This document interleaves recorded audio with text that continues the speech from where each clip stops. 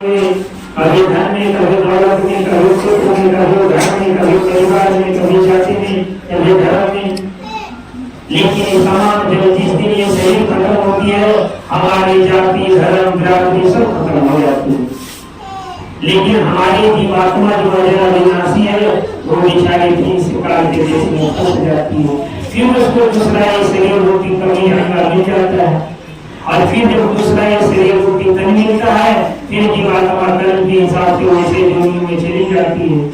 और सोच लीजिए, मनुष्य तन के नीचे अलावा कोई ऐसा योनि नहीं जिसमें कभी कोई किसी को सत्संग सुनने का मौका मिले और संत महात्मा का दर्शन दीदार हो। तो सोच लीजिए, अगर ये मनुष्य तन पा करके हमारा अपने जीवात्मा का कल्याण नहीं करा पाए, तो मेरे भाई इसके बाद जो दुनिया है उसमें तो कोई संत महात्मा समझाने आएंगे नहीं, और संत महात्मा समझाएंगे नहीं तो उनकी बात को समझेंगे नहीं, फिर हमारा कहाँ कल्याण है।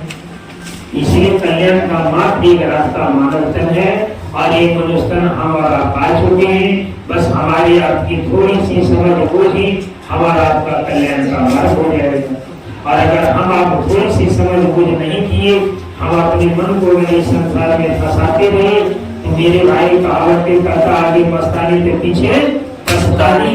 भलो अभी ये शरीर में ताकत है, हमारे ऊपर सुंदरता है, हमारे ऊपर दो चार पैसा है, तो हम अपना मन को जितना मचका लें, लेकिन एक दिन ऐसा होगा कि इस संसार में, इस घर से, इस दौलत से, इस परिवार से, इस समाज से, इस जाति बिरादरी से हमारी हुकूमत खत्म होगी। मतलब मेरा कोई सुनने वाला नहीं रहेगा। जब मेरे शरीर में ताकत नहीं रहेगी, मेरे अंदर वो हुकूमत नहीं रहेगी, तो मेरी बात को कोई मानने वाला नहीं रहेगा। और जब हमारी आपकी बात नहीं मानेगा, तो हम आप उसमें हाथ मल मल के पछताएंगे कि हमने बड़ी मेहनत करके इतना जड़ दिया, लेकिन मेरी कोई बात नहीं मानता। हमने झूठ सच करके इतना बना लिया, लेकिन मेरा कोई आदेश पालन नहीं करता। इसीलिए संत महात्मा कहते हैं कि जब तक तेरे अंदर जवानी है, जब तक तुम कुछ कर सकते हो तुम कर लो। अरे शरीर से संसार का तो काम कर रहे हो, इस शरीर से तुम संसार का सारे काम करते हो, लेकिन ये काम कभी तुम्हारे साथ जाने वाला है नहीं। इसलिए शरीर से काम हो रहा, लेकिन तेरे अंदर जो जीवात्मा है उसका कोई काम ही नहीं हो रहा। वो तो जीवात्मा को मन फंसा करके 10 चक्रे लगाते रहा, और बरसों बरस, लाखों लाखों बरस तक हमारी आपकी जीवात्मा भूखी प्यासी पड़ी है। तभी तो ये जीवात्मा कमजोर है, तभी तो ये मनुष्य तन आकर के भी जगने के लिए तैयार नहीं है, इसके पास कुर्बत नहीं है। क्यों? कि मन इसको भटका के रख दिया। लेकिन कब ये ताकत आएगी? जब हमारा मन, जब हम सतगुरु के शरणागत होंगे, संत महात्मा के शरण जाएंगे, उनके वचन वाणियों का ध्यान से सुनेंगे, उनके बताए रास्ते पर चलेंगे, तब हमारे आपकी जीवात्मा को सबल बल मिलेगा।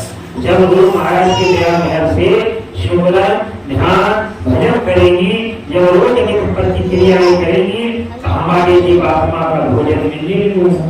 जब हमारी जीवात्मा का भोजन मिलेगा मेरे भाई, तो मेरी जीवात्मा सबल होगी, मजबूत होगी, बलिष्ठ होगी। और फिर जब मन भटकाएगा तो जीवात्मा उसको बोलेगी, ठहरो, तुमने जन्म जन्मांतर हमको भटकाया, तुमने हमेशा हमको कहाँ घुमाया, कभी घर में, कभी परिवार में, कभी धन में, कभी दौलत में, कभी बाल और बच्चे में, लेकिन जिन दिन मेरे शरीर से जीवात्मा निकली उस समय मेरा कोई काम नहीं आया। इसलिए तुम हमको हमेशा फुसला के रखा। अब मैं सबल हो गई हूँ, अब तेरी बात नहीं मानूंगी। तभी तब किसकी बात मानूंगी? ये जीवात्मा संत महात्मा की बात मान करके अपने जीवात्मा को जगा करके अपने घर जाने का रास्ता पाती हो। ये ऐसा अवसर बार बार हमको आपको मिलने नहीं जा रहा। ये जानेंगे कि हमारा आपका जो मनुष्य तन मिला है ये दोबारा मिलने वाला नहीं है। अरे बाबूजी का कोई जमीन नहीं है जो हम उनके नाम से कटवा के अपना कर लिए हैं, तो हमारा ही रहेगा बराबर, ऐसा कतई नहीं होगा मेरे भाई। यहाँ की सारी संपत्ति धन दौलत को फलों की पीढ़ी आप लेते चले आइए, लेकिन जिस दिन हमारे आपके शरीर से जीवात्मा निकलेगी, आगे कोई पीढ़ी और पीढ़ा नहीं है। आगे कर्म की पीढ़ा है, ये कर्म हमको वहाँ खींच के ले जाएगी। वहाँ ऐसा नहीं हम फलाने के बेटे हैं, हम राजा साहब के बेटे हैं, तो हमारी जीवात्मा निकलेगी तो सबसे वहाँ कुर्सी ऊंचे पर रखा जाएगा। नहीं, हम आप इस भ्रम में कभी नहीं किए कि हम बड़े घर के व्यक्ति हैं, हम बड़े दौलतमंद हैं, हम बड़े पढ़े लिखे हैं, हम बड़े समझदार हैं। जब हमारे सिरे से जीवात्मा निकलेगी हमको अलग दर्जा दिया जाएगा, ऐसा कुछ नहीं होगा। गुरु महाराज कहते बच्चा ऐसा कुछ नहीं होगा। अरे तुम कितनों धन बना लो, कितनों स्त्री बना लो, कितनों यहाँ संसार का बंधन बना लो, वहाँ इसका कोई लेखा जोखा है नहीं। लेखा जोखा एक नहीं है, तुम्हारे कर्म। अब तुम जैसा कर्म करोगे वैसा पाओ। अब बोलिए अगर मनुष्य तन पाके हम पूरी जिंदगी धन दौलत में ही रहा, घंटा आध घंटा उस मालिक का भजन नहीं किया तो क्या जवाब दो? मन में विचार करिए। अरे भाई संसार में हर चीज का तो रास्ता है। 2 रुपया कमाता है तो 2 पैसा मिलता है, 2 रुपया मेहनत करके उसका उपार्जन होता है। हम आप हाथ चलाते तो भोजन खाते। अगर भोजन रख दिया जाए और हम बनाए ही नहीं, क्या हमारे मुंह में भोजन आ जाएगा? कतई नहीं आएगा। लाख दाल चावल रखा है लेकिन भोजन बनाने के लिए हाथ चलानी पड़ेगी।